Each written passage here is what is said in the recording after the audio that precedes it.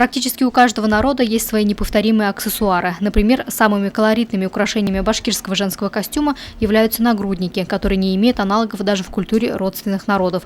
По мнению многих ученых, как ни странно, именно благодаря таким оригинальным украшениям малочисленным народам удается сохранить свои корни. Нагрудник, или по-другому сельтер, вначале считался оберегом от злых духов из глаза, но впоследствии стал просто украшением. Башкирские искусницы вкладывали в изготовление нагрудников все мастерство, демонстрируя свое представление о прекрасном.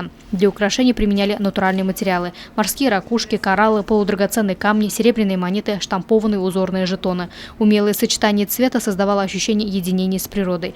Сибайские мастерицы в изготовлении нагрудников стараются не уклоняться от народных традиций. Кстати, у башкир по наложенным узорам можно было угадать, с какого рода владелец данного нагрудника.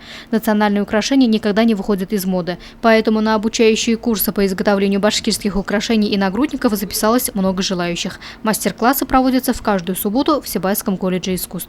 Луиза Мустафина, Гульсерия Абилева, Рустам Имангулов, Гульгина Раскельдина, телекомпания СТВ.